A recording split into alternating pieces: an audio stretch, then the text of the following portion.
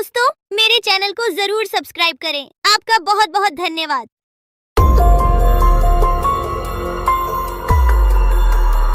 बहुत साल पहले की बात है। लक्ष्मीपुर के जंगल में एक पुरानी झील थी। वहां दिन में तो कोई घटना नहीं होती, पर थोड़ा सा भी अंधेरा छाते ही वह झील एक खूनी झील बन जाती। उस दौरान जो भी जानवर उस झील पर पानी पीने आ जाता, वह जिंदा वापस नहीं आता। कहाँ जाता, आज तक किसी को उसका पता नहीं चला था। यही वजह थी कि जंगल के सारे जानवरों ने, यहाँ तक कि जंगल की राजा शेर ने भी उस झील को खूनी झील घोषित कर दिया था। अब पूरे जंगल में कोई भी शाम को उस झील की तरफ जाने की हिम्मत नहीं करता था।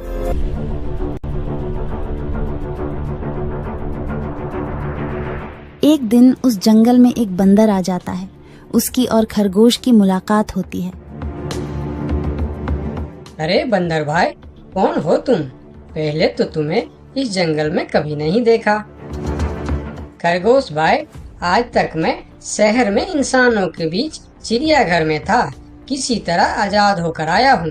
क्या इस जंगल में मेरे रहने के लिए कोई जगह है?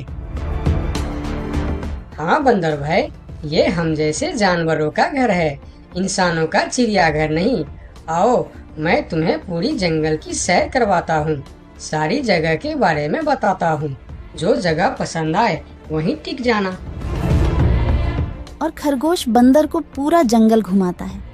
हाथी, जिराफ जैसे कई जानवरों के रहने की जगह ही नहीं, वहाँ के राजा शेर की भी गुफा दिखाता है, पर उस खूनी झील के बारे में ना बताता है और ना उसे वह दिखाने ले जाता है।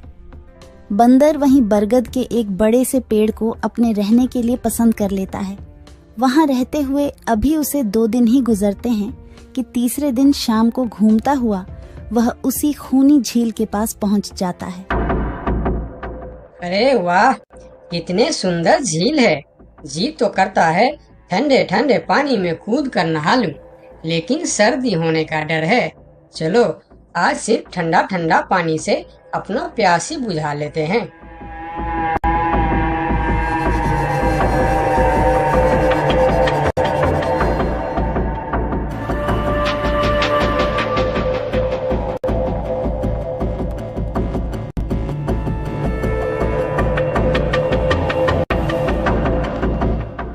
अरे बंदर भाई, तुम इतने डरे हुए क्यों हो? कहाँ से आ रहे हो? झील में पानी पीने गया था और जिंदा वापस आ गए। क्या मतलब? तुम्हें पता नहीं? वह इस जंगल की खूनी झील है। शाम होने पर कोई भी वहां जाता है तो जिंदा वापस नहीं आता। उसकी लाश का भी पता नहीं चलता कि वह कहाँ गायब हो जाती है। इसीलिए शाम होते ही कोई भी उस खूनी झील की तरफ नहीं जाता। ये हमारे राजा का आदेश भी है। कमाल है, मुझे तो पता ही नहीं। कैसे पता नहीं? तुम्हें वह खरगोश भाई ने बताया नहीं? लो, खरगोश भाई भी आ गया। अरे खरगोश भाई, आपकी वजह से आज बंदर भाई की जान जाते जाते बची। मेरी वजह से? हाँ, तुमने बंदर भाई को पूरा जंगल घुमाया, हर जगह के बारे में बताया। इस खूनी झील के बारे में क्यों नहीं बताया? भूल गया भाई, मैंने तो सोचा ये तो पेड़ पे रहते हैं, इन्हें झील से क्या काम। अभी अभी इन्हें खूनी झील की खूनी ने पकड़ने की कोशिश की, ये तो बाल बाल बच गए, वरना खूनी झील की खूनी, क्या तुमने उसे देखा? क्यों, क्या तुम लोगों ने आज तक नहीं देखा? नहीं, हम में से कोई कभी भी शाम को उस तरफ जाते ही नहीं और दिन में कोई घटना नहीं होती। और यह बात वह जाकर शेर के दरबार में सभी को बताता है। उसकी बात सुनकर किसी को भी यकीन नहीं आता है। क्या बात कर रहे हो बंदर? मैं सच कह रहा हूँ महाराज, लेकिन हम लोगों तो कभी आज तक देखा ही नहीं, क्योंकि आप लोग उसे खूनी झील समझकर दिन में ही वहाँ जाते हो और शाम होते ही आप लोग डर के मारे वहाँ जाना बंद कर देते हो। पूरे दिन वह मगरमच्छ झील में छुपा रहता है, शाम होते ही चुपचाप निकलता है और झील के पास पानी पीने आए जानवरों को खा जाता है। और आप लोग समझते हैं कि यह झील ही खूनी है, जबकि खूनी यह झील नहीं, इसमें छिपा हुआ मगरमच्छ है। हमें तो यकीन नहीं हो रहा है। वही तो बंदर भाई, हमें अगर पहले पता होता कि आप इतने बड़े झूठे हो तो हम अपने जंगल में आपको रहने की कभी जगह नहीं देते। अरे यार, आप लोग मेरे बात पर यकीन क्यों नहीं करते? मैं आप लोगों का भलाई के लिए ही बोल रहा हूँ। अगर तुम्हारी बात सच्ची है तो क्या तुम उस मगरमच्छ को हमें दिखा सकते हो? क्यों नहीं महाराज, आज शाम होते ही आप लोग वहाँ जाकर पेड़ और पत्थरों के बीच छुप जाना। और फिर शाम को वह सभी उस खूनी झील के पास जाकर छिप जाते हैं। झील के किनारे जाकर बंदर 2-3 बड़े बड़े पत्थर उस झील के पानी में फेंकता है। पत्थर के गिरने की छपाक छपाक की आवाज सुनकर मगरमच्छ पानी के अंदर चलता हुआ शिकार करने वहां आता है। मगर वहां पेड़ के पीछे छिपे दिखाई देते हाथी को देखकर वह सावधान हो जाता है और सोचता है, अच्छा, तो यह लोग मुझे छुपकर देखने आए हैं। अब मैं क्या करूं? हाँ, ये लोग तो बेवकूफ है। इन्हें फिर से बेवकूफ बनाते हैं। मैं फिर से पत्थर बन जाता हूँ। देखा, हमने कहा था ना, झील में एक बड़ा सा पत्थर है। हाँ, देखो, यही पत्थर तो हमें हमेशा रात में दिखाई देता है। हाँ, वही तो। ये पत्थर सिर्फ रात को क्यों दिखता है, दिन में क्यों नहीं दिखता, कभी सोचा है? हाँ, रात को चंद्रमा की वजह से पानी में ज्वार आता है तो वह पत्थर ऊपर हो जाता है। दिन में ज्वार नहीं आता तो पत्थर पानी में डूबा रहता है। उनकी बेवकूफी भरी बातें सुनकर बंदर परेशान हो जाता है। अरे यार, तुम लोग भी ना समझते ही नहीं। ठीक है, चलो एक काम करते हैं। तुम लोगों को लगता है ना कि वह बड़ा पत्थर, कि वह बड़ा ही मजबूत पत्थर है। अगर यह खुद ही बता दे कि यह एक मजबूत पत्थर है तो मैं भी मान जाऊंगा और अभी गुलाटी मारते हुए झील में छलांग लगा दूंगा और तैरता हुआ इस तरफ से उस तरफ चला जाऊंगा। यह सुनकर मगरमच्छ के मुंह में पानी आ जाता है। लगता है आज बंदर का नरम नरम मांस खाने का मौका मिलेगा। वैसे भी ये सारे जानवर बेवकूफ है। आज तक मुझे पत्थर ही समझते आए हैं। मैं पत्थर हूँ, मैं मजबूत पत्थर हूँ। सुना आप लोगों ने? ये कैसे आप लोगों को बेवकूफ समझता है? अरे पत्थर भी कभी बोलते हैं क्या? अब सभी की समझ में बंदर की बात आ जाती है। रात भर सभी शेर राजा की गुफा में मीटिंग करते हैं। बंदर सही कह रहा था। यह मगरमच्छ जरूर कहीं दूसरे जगह से हमारे जंगल में आ गया है। लेकिन अब क्या करे? अगर धरती पर होता तो मैं उसे धूल चटा देता था, लेकिन पानी में हमारा शक्ति कम हो जाती है। तो क्या इससे हमें कभी छुटकारा नहीं मिलेगा महाराज? मेरे ख्याल से तो नहीं। मिलेगा महाराज। ये पानी में भी रहेगा, हमें देखेगा भी, मगर वह कुछ कर नहीं पाएगा। ये कैसे हो सकता है? हो सकता है हाथी भाई। बस आप लोग मुझे 2 बड़े बड़े रस्सी दे दो। रस्सी का क्या करोगे?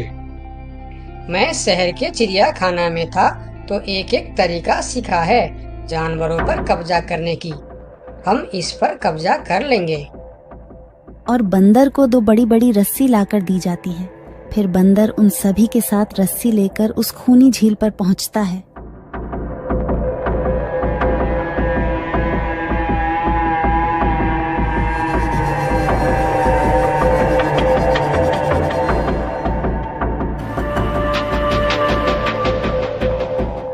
कल तक तो यह बंदर मुझे देखकर भागता था और आज पानी पीने आया है। लगता है ये भी दूसरे जानवरों की तरह मुझे पत्थर समझने लगा है। अभी इसे अपना निवाला बनाता हूँ।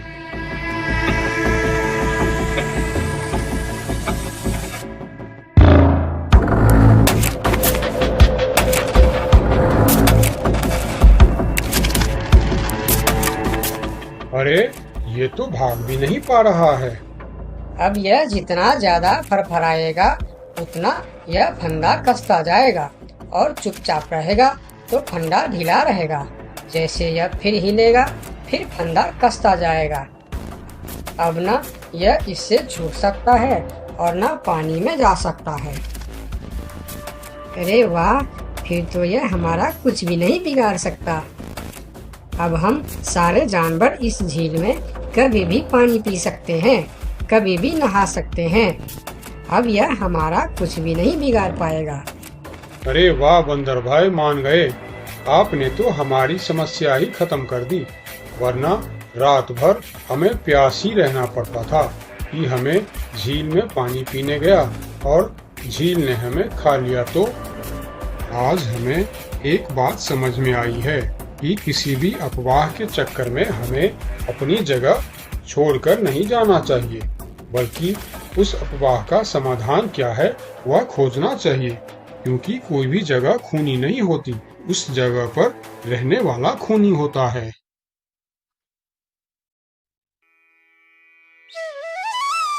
बहुत साल पहले की बात है। लक्ष्मी नगर में एक बहुत बड़ा जंगल हुआ करता था। उस जंगल में शेर खान नाम का एक शेर रहता था। वह जंगल का राजा था। उसके शासनकाल में जंगल के सभी जानवर सुखी और शांति से रहते थे। यदि जंगल में कोई भी जानवर गलत काम करता तो शेर खान उसे दंड देते थे। वह कमजोर जानवरों की रक्षा भी करते थे। एक दिन शेर खान अपने गुफा के सामने बैठे थे। तभी उसका दोस्त भालू उसके पास आया। फिर दोनों दोस्त मिलकर जंगल और जंगल के जानवरों के बारे में आलोचना करने लगे। मैं इस जंगल का सबसे शक्तिशाली जानवर हूँ। मेरे सामने जंगल का कोई भी जानवर टिक नहीं सकता। क्या कहते हो भालू भाई? ये तो तुमने बिल्कुल ठीक कहा, लेकिन हाथी के सामने तुम बिल्कुल चूहे जैसे दिखते हो। क्या ठीक कहा ना मैंने शेर खान? भालू की बात सुनकर शेर खान बहुत क्रोधित हो गए। भालू, तुम्हारी हिम्मत कैसे हुई मेरे बारे में इस तरह की बातें करने की? तुम्हें पता है तुम किसके सामने बात कर रहे हो? मैं इस जंगल का राजा हूँ। तुम मेरे दोस्त हो, इसीलिए तुम्हारे साथ मैं थोड़ा मजाक कर रहा था। तुम मेरे बात का बुरा मत मानना शेर खान। शेर खान नहीं, महाराज कहो महाराज। मैं इस जंगल का राजा हूँ, इसीलिए बाकी जानवरों की तरह तुम भी मुझे आज से महाराज कह के ही बुलाओगे। लेकिन शेर खान, हम दोनों दोस्त हैं, फिर भी तुम ऐसे क्यों बातें कर रहे हो? दोस्त है नहीं, दोस्त थे। आज से हमारी दोस्ती खत्म। आज के बाद मैं तुमसे कभी बात नहीं करूँगा। दोस्त कहकर मेरे सामने कभी मत आना। चले जाओ यहाँ से। अपने दोस्त का इस व्यवहार से भालू बहुत दुखी हुआ और वह वहाँ से चला गया। उसी जंगल में गोलू नाम का एक बंदर भी रहता था। वह दूसरों की चीज चुराकर भाग जाता था। एक दिन गोलू की चोरी करते समय शेर खान के एक सिपाही के द्वारा पकड़ा जाता है और उसे शेर खान के सामने विचार के लिए लाया जाता है। गोलू को देखकर शेर खान कहते हैं, गोलू, तुम्हारी चोरी की किस्से जंगल के दूर दूर तक मशहूर है। तुम जानवरों के घर में ही नहीं बल्कि मेरे दरबार में भी बहुत चीज चोरी की है। इसीलिए मैं तुम्हें पहाड़ से गिराकर मारने की सजा घोषित करता हूँ। आज से ठीक 2 महीना बाद तुम्हें पहाड़ से गिराकर मार दिया जाएगा। अपनी मौत की सजा सुनकर गोलू बहुत रोने लगा और बोला, महाराज, मैं अब कभी चोरी नहीं करूँगा। मुझे माफ कर दीजिए महाराज। मेरे घर में छोटे छोटे बच्चे हैं, मुझे छोड़ दीजिए महाराज। लेकिन शेर खान ने उसकी फरियाद नहीं सुना। तब एक सैनिक उसे ले जाकर जेल में बंद कर देता है। उधर गोलू का दोस्त भोलू को जब इस बात का पता चलता है तब वह गोलू से मिलने के लिए कैद खाने में पहुंच जाता है और उससे कहता है, देखा गोलू, तुम पकड़े गए ना। मैं तुम्हें कितनी बार कहा था कि चोरी करना छोड़ दो। अब क्या होगा बताओ, कैसे निकलोगे यहाँ से? ये सब छोड़ो भोलू भाई, जो होना था वो हो गया। मुझे तो बस अपने परिवार की चिंता हो रही है। काश मैं मरने से पहले उनके लिए कुछ कर पाता। मेरे छोटे छोटे बच्चे हैं, बीवी है, अब उन सब का क्या होगा? मेरे बिना वह भी जीवित नहीं रह सकते। गोलू की बातें सुनकर भोलू सोच में पड़ गया। फिर वह शेर खान के पास गया और बोला, महाराज, मैं गोलू का दोस्त भोलू हूँ। मैं आपसे कुछ कहने आया हूँ। तो तुम गोलू का दोस्त भोलू हो। ठीक है, बताओ क्या कहना चाहते हो तुम। महाराज, मैं चाहता हूँ कि आप गोलू को कुछ दिन के लिए उसके परिवार के पास जाने दें, ताकि वह मरने से पहले अपने परिवार के लिए कुछ इंतजाम कर सके। मरने वाले का आखिरी इच्छा पूरा कीजिए महाराज। आप एक बार उसके परिवार के बारे में भी सोचिए। गोलू ने जो किया उसमें उसकी परिवार की क्या गलती है? अगर आप उसे कुछ दिन के लिए अपने परिवार के पास रहने दोगे तो शायद उसका परिवार बच जाएगा। मैं इस बारे में तुम्हारी कोई मदद नहीं कर सकता। अगर अपने परिवार से मिलने के बहाने गोलू भाग गया तो मैं किसको सजा दूंगा? शेर खान की बात सुनकर भोलू थोड़ा सोच में पड़ गया। फिर बोला, तो ठीक है महाराज, आप गोलू को छोड़ दीजिए। जब तक गोलू वापस नहीं आ जाता मैं उसकी जगह कैद खाने में रहूंगा। और अगर वह कभी वापस नहीं आया तो क्या तुम उसके हिस्से की मौत की सजा भी लोगे? थोड़ा सोचकर बताओ। हाँ महाराज, मैं इसके लिए भी तैयार हूँ। भोलू की बात मानकर शेर खान ने गोलू को कैद से निकालकर भोलू को कैद खाने में डलवा दिया। तब बाहर निकलकर गोलू ने भोलू को बोला, दोस्त तुम चिंता मत करना, मैं समय से पहले ही वापस आ जाऊंगा। ऐसा कहकर गोलू वहां से चला गया और भोलू गोलू की जगह कैद खाने में रहने लगा। इस तरह बहुत दिन बीत गया, लेकिन गोलू वापस नहीं आया। तब एक दिन शेर खान भोलू के पास आया। देखा बंदर, मैंने कहा था ना गोलू वापस नहीं आएगा। अगर कल सुबह तक गोलू वापस नहीं आया तो शर्त के अनुसार कल शाम के समय तुम्हें पहाड़ से गिरा दिया जाएगा।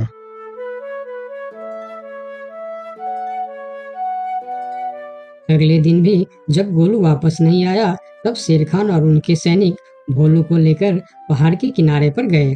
फिर भोलू को खाई के किनारे खड़ा करके शेर खान ने कहा, देखा ना मूर्ख बंदर, तुम्हारे दोस्त तुमको धोखा देकर चला गया। अब तुम मरने के लिए तैयार हो जाओ। लेकिन इस बार भी गोलू नहीं डरा और बोला, कोई बात नहीं महाराज, मैं अपने दोस्त के लिए मरने के लिए भी तैयार हूँ। मैं यह जानकर बहुत खुश हूँ कि मेरा दोस्त अपने परिवार के साथ खुश है। मेरे आगे पीछे और कोई नहीं है, मैं तैयार हूँ महाराज। शेर खान और भोलू के बीच बातचीत चल ही रही थी कि तभी थोड़ी दूर पर गोलू उनके और आता हुआ दिखाई दिया। फिर पास आकर उसने बोला, तुम्हें ऐसा करने की कोई जरूरत नहीं है दोस्त। तुमने मेरे लिए जो किया उसके लिए तुम्हारा बहुत बहुत शुक्रिया। अब मैं अपनी सजा पूरी करने के लिए तैयार हूँ। महाराज छोड़ दीजिए मेरे दोस्त को। गोलू, तुम्हें वापस आने की क्या जरूरत थी? मैं यह सजा ले लेता था। तुम्हारे घर में छोटे छोटे बच्चे हैं, बीवी है, उनका क्या होगा? मेरे परिवार में मेरे अलावा और कोई नहीं है, इसीलिए यदि मैं मर भी जाऊं तो मेरे लिए किसी को कोई दुख नहीं होगी। तुम यहाँ से चले जाओ। नहीं दोस्त, गलती मैंने की है, इसीलिए सजा भी मुझे ही मिलनी चाहिए।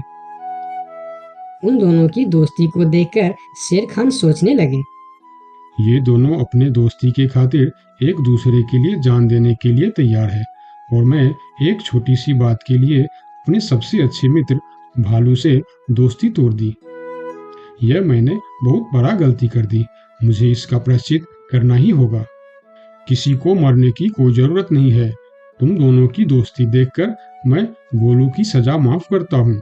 और याद रखना गोलू, अगर तुमने फिर से चोरी की तो अगली बार मैं तुम्हारी सजा माफ नहीं कर पाऊंगा। नहीं नहीं महाराज, आज के बाद मैं फिर कभी ऐसा गलती नहीं करूंगा। आज से मैं ईमानदारी से मेहनत करके अपना परिवार चलाऊंगा। आपका बहुत बहुत धन्यवाद महाराज। ठीक है, अब तुम लोग यहाँ से जा सकते हो। उनके जाने के बाद शेर खान सीधा अपने दोस्त भालू के पास गया। भालू मेरा दोस्त, मैं यहाँ तुमसे माफी मांगने के लिए आया हूँ। मैंने जो उस दिन तुम्हारे साथ व्यवहार किया वह बहुत गलत था। मैं बहुत शर्मिंदा हूँ, मुझे माफ कर दो मेरे दोस्त। लेकिन महाराज, आपने तो कहा था। महाराज नहीं, शेर खान बोलो, शेर खान। आज से तुम मुझे महाराज नहीं शेर खान ही बुलाओगे, क्योंकि दोस्त एक दूसरे के नाम लेकर ही बुलाते हैं। आज से तुम मेरे सबसे अच्छे दोस्त हो। गोलू और भोलू की दोस्ती देखकर शेर खान को अपनी गलती का एहसास हुआ और उसने भालू से माफी मांगी और दोनों फिर से दोस्त बन गए। तो दोस्तों, इस कहानी से हमें यह सीख मिलता है कि कभी-कभी दूसरे के अच्छाइयों को देखकर भी हम अच्छा बन जाते हैं। इसीलिए हमें हमेशा अच्छे लोगों के साथ ही दोस्ती रखनी चाहिए और अच्छे-अच्छे काम भी करनी चाहिए। आपका बहुत-बहुत धन्यवाद।